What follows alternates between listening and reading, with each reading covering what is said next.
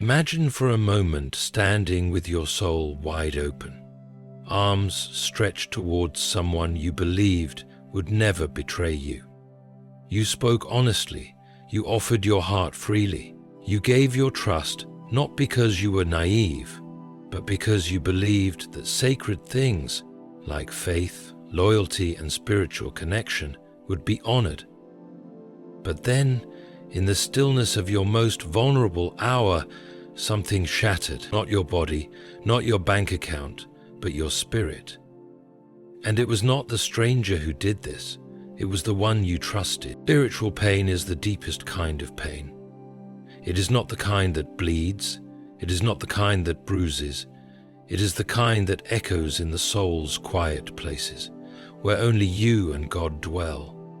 You may have smiled after it happened, you may have kept walking, kept working, kept being everything they expected you to be, but something inside you whispered, "I was wounded in a place where no one sees," and that whisper became a prayer, a cry, a calling out to the only one who truly understands betrayal. Because when someone wounds your spirit, they are not just hurting you, they are offending the part of you that was shaped in the image of God.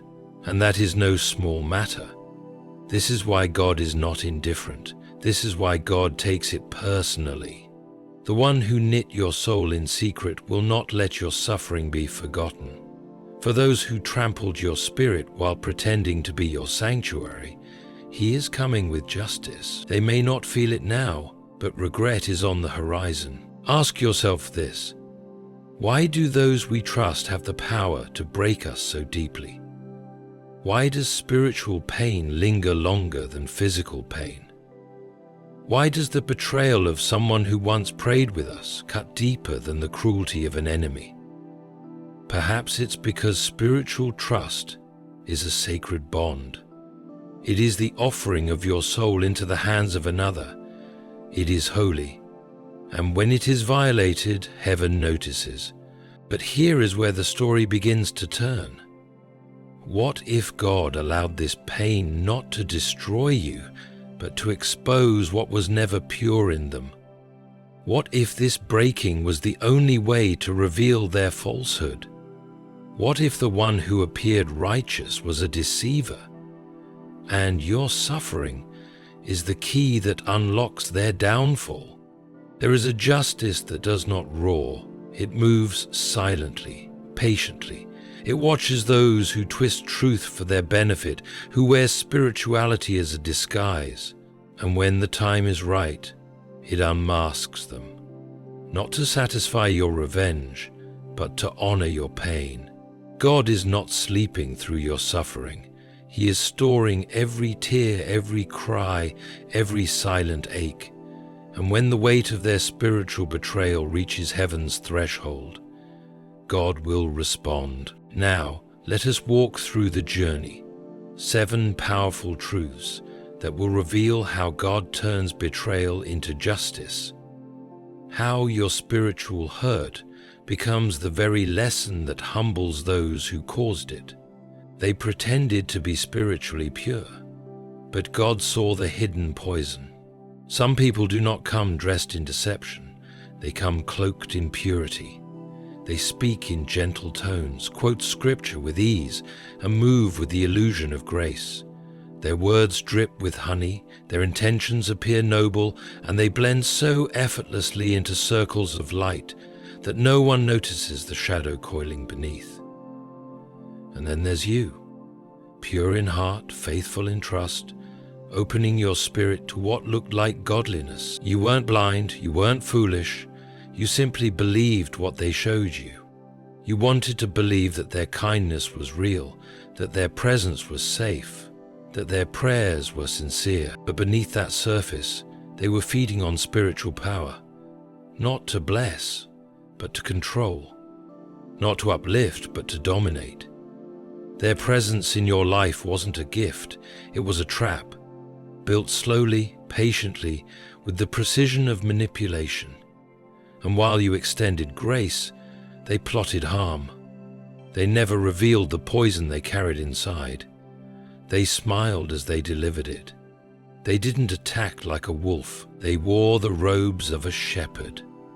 And that is what makes the betrayal so unbearable. Spiritual betrayal is not like any other kind. It reaches beyond the intellect and strikes at the soul. It uses sacred language to deliver unholy wounds. It feels like being stabbed with a cross. And while others may say, "Let it go," you know it's not that simple. Because you trusted their spirit. You let them close enough to whisper into your soul, and in return, they lied in God's name. They masked their ambition as prophecy. They masked their ego as divine revelation. But God is not mocked. Heaven is not fooled by those who walk around wearing halos made of pride. While they were hiding behind holy words, God was examining their heart.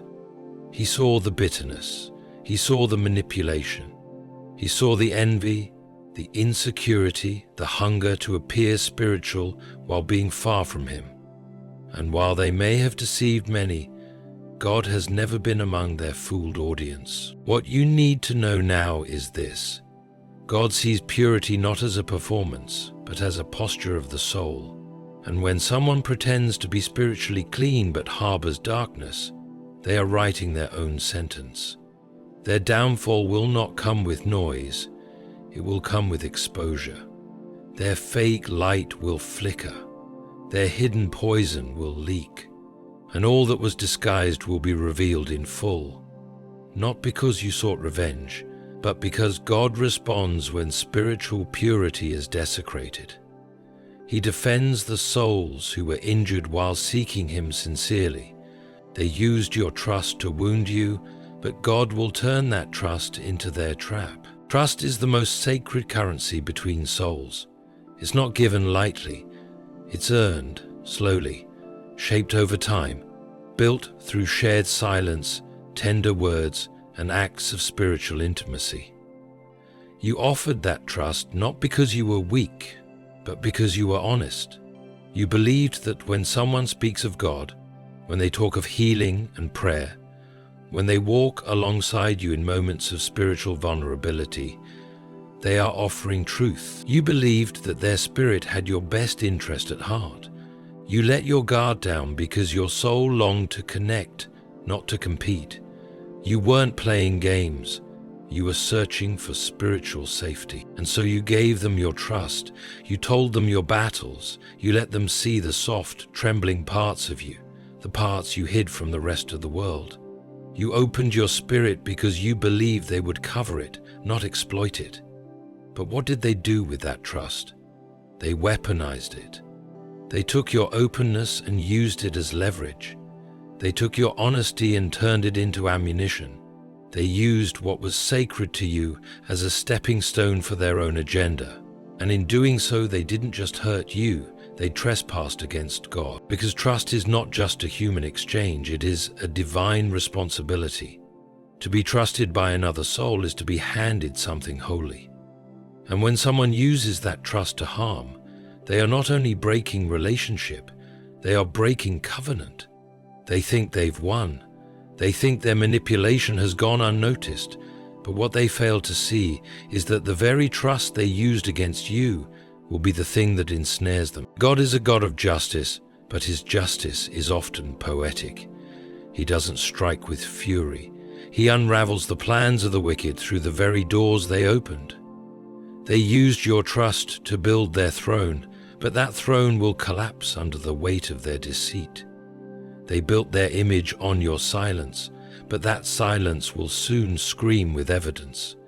They thought they could use you without consequence, but they will soon realize that you were God's child, not theirs to break. And when God begins to move, it will be that same trust, that open door, that shared prayer, that spiritual connection. They exploited that will now testify against them. What was once their tool will become their testimony. What they used to rise will become the reason they fall. Because God honors trust. And when trust is betrayed, He does not sit still. Our pain was silent, but heaven has been loud with your name. There is a kind of pain that screams. And then there is a kind of pain that doesn't make a sound, one that curls inward, digs into the soul, and buries itself in places words can't reach. That was your pain. It wasn't broadcasted. It wasn't understood. It wasn't even believed by those around you, because how could they see a wound that didn't bleed?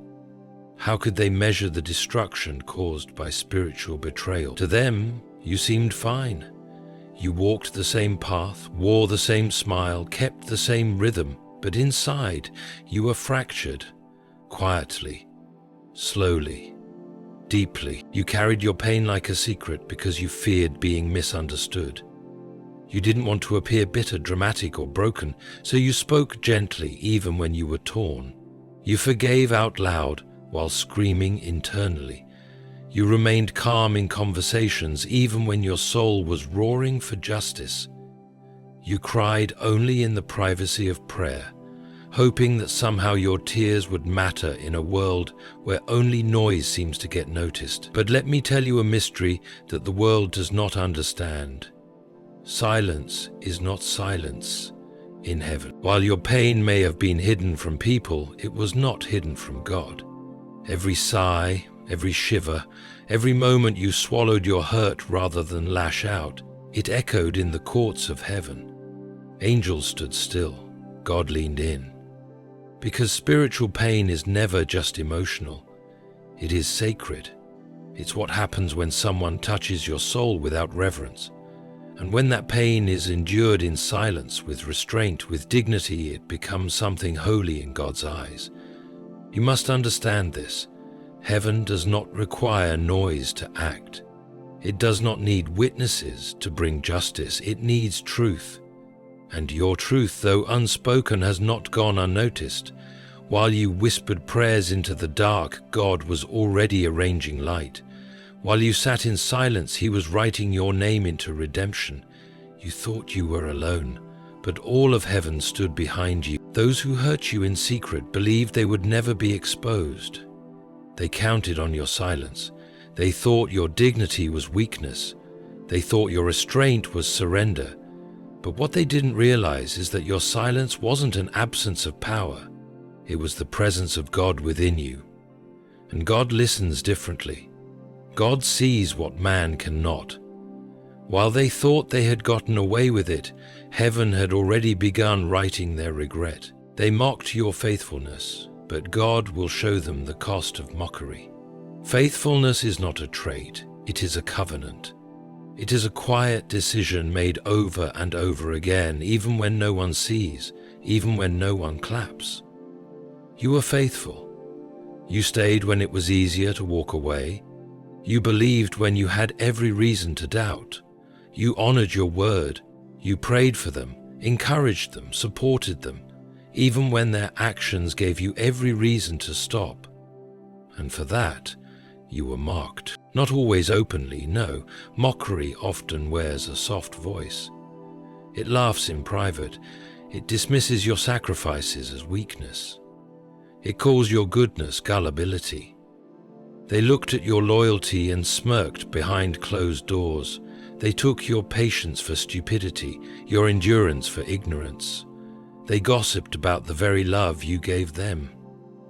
And what hurt the most? You stayed faithful, not because you didn't see it, but because you hoped your example would change them.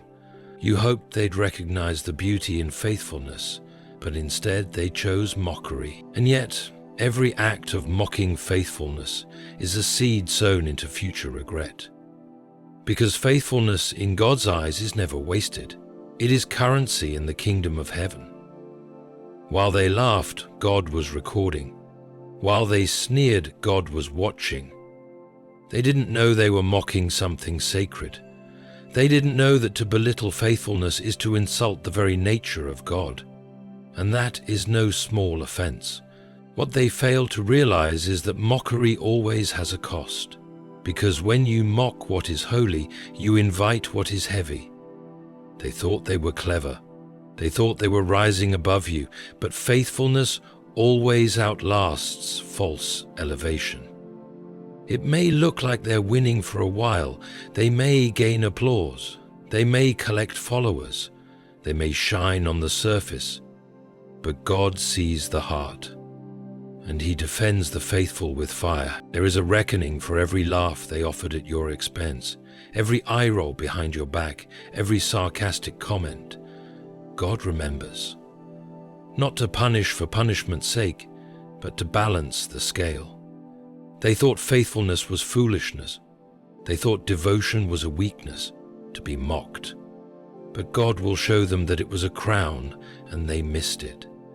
He will show them what it means to lose what they laughed at. Because when God lifts the faithful, He makes sure the mockers watch. You were left alone with your pain, but God will send evidence that you were never alone. Loneliness, in its truest form, is not the absence of people, it is the absence of understanding.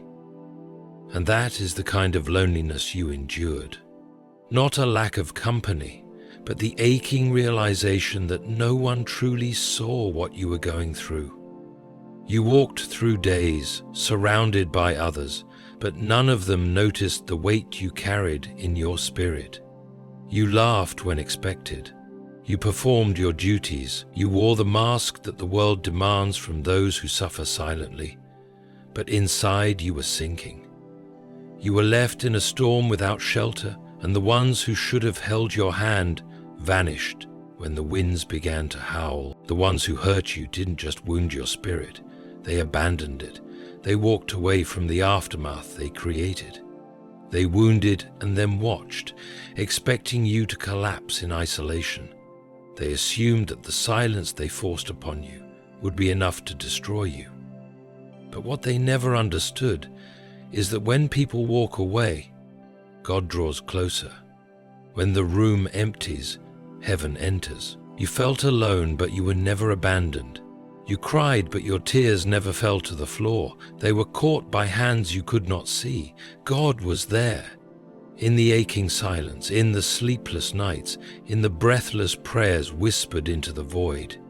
He heard every word you were too afraid to speak out loud. He stood beside you not because you were strong, but because you were chosen.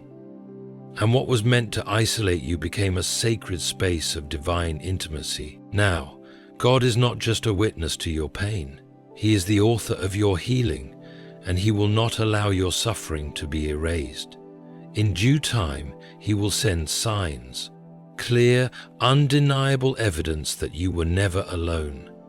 A door will open that no man can shut. A light will break through in a place you thought would remain dark forever. People who doubted you will begin to wonder how you survived, how you found strength, how you still carry peace. But it won't be a mystery to you, you'll know, because the silence that once haunted you will turn into the voice of God's faithfulness. He will show up in unexpected ways, not only to restore you, but to make a public statement. This one was never alone. Your healing will be proof.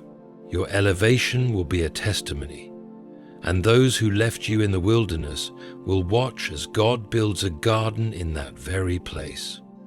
They thought they could hurt you and keep their blessings, but God will block their peace. There are those who move through life as if spiritual betrayal comes without a cost. They hurt others and still expect peace. They wound the hearts of the innocent and still pray for favor. They think that because the thunder hasn't come, the skies approve of their actions. But heaven's silence is not heaven's consent. God does not forget the cries of the broken. He stores them. And the day comes when the very blessings they thought were theirs forever begin to slip through their fingers. You see, spiritual betrayal is not just a sin against man. It is a disruption in the divine order. When someone intentionally causes harm to a trusting soul, they pierce something sacred. And blessings do not flow freely in the presence of cruelty. Those who hurt you may have walked away with laughter on their lips and confidence in their stride. They may have believed they escaped justice, but God is not mocked. His blessings do not dwell where deception lives. His peace does not stay in hearts that are cold to suffering. They thought they could hurt you and still sleep well. They thought they could step over your pain and still walk in divine favor. But the soul is not a machine, it is a mirror.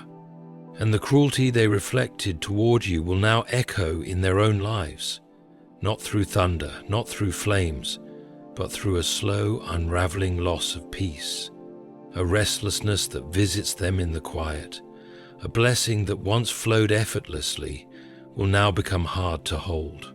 They will find themselves questioning why things feel off, why joy doesn't last, why prayers seem unanswered. And in that confusion, they will begin to remember, not because you cursed them, not because you sought revenge, but because God wants them to confront what they've done. He wants them to see the spiritual weight of their choices. He wants them to understand that peace is not promised to those who violate purity. And while they may have laughed when they hurt you, that laughter will fade. Their blessings, once taken for granted, will become reminders of what they jeopardized when they chose to wound instead of protect. And you, who walk through that pain with trembling faith, will witness this, not with joy in their suffering, but with awe at how God works. You will see how the divine hand, quiet but precise, brings correction without chaos. Their peace will be blocked, not to destroy them, but to awaken them. And through it all, you will realize that justice doesn't always roar. It sometimes whispers in the absence of peace. They took spiritual advantage of you, but God will make regret follow their every step. Some wounds are not cut with knives, but with prayers misused, with scriptures twisted, with kindness weaponized beneath the veil of spiritual wisdom. That is the wound you carry, because the one who hurt you didn't just speak, they spoke as if from God. They didn't just betray your trust, they did so while pretending to stand in light. And that is what made the pain so deep. They took spiritual advantage of you. They took the sacred bond of trust in divine things and corrupted it with self-interest, with manipulation, with ego. What they did wasn't just betrayal, it was desecration. They used prayer as persuasion, not for intercession but for control. They cloaked their ego in the language of prophecy. They used their access to your heart not to heal but to reshape you into someone who served their agenda. And all the while you remained open, willing, spiritually sincere, because you believed their voice had God's breath in it. You trusted that when they spoke about righteousness, they were walking in it. You didn't know that behind the verses was a venom.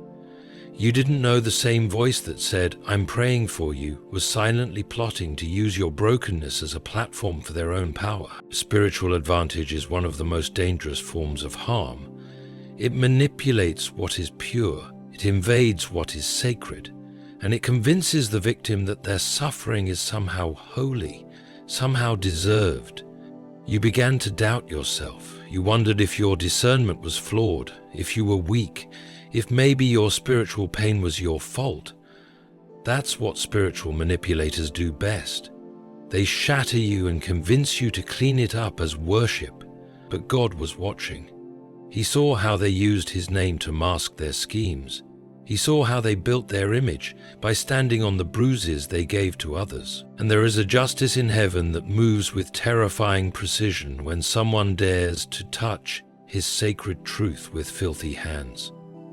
They may still be walking with confidence now. They may still be preaching, praying, posting, pretending. But there is a day coming when the weight of what they've done will follow them like a shadow. The regret will not arrive all at once, but piece by piece, step by step. God will let them taste the bitterness of what they fed others. He will allow situations to unravel their peace, not to destroy them, but to awaken them to the weight of their offense. Because regret is not just a feeling, it is a mirror. It shows the soul what it has become. And those who take spiritual advantage of the innocent eventually face the spiritual silence of God. The prayers that once flowed with ease become dry. The blessings they thought were guaranteed begin to tremble under their feet. The people who once praised them begin to step away. Doors close without warning. Peace fades like mist. And everywhere they go, regret follows.